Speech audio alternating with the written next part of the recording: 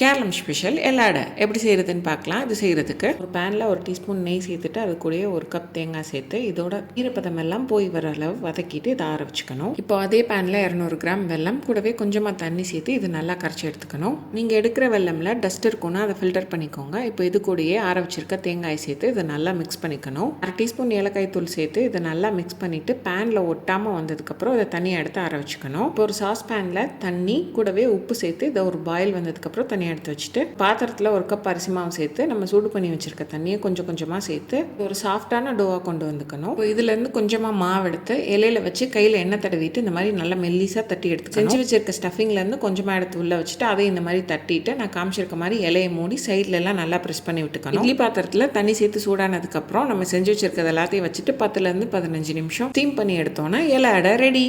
Next time கொழுக்கட்டைக்கு பதிலாக அதை try பண்ணி பாருங்கள், ரொம்ப நல்லாயிருக்கும். டீட்டெயில் ரெசிபி யூடியூப் லாங் வீடியோவில் இருக்குது, வேணும்னா செக் பண்ணி பாருங்கள். வீடியோ பிடிச்சிருந்தா ரிஃபைஸ் டெய்ரியை லைக் பண்ணிவிட்டு ஃபாலோ பண்ணிக்கோங்க.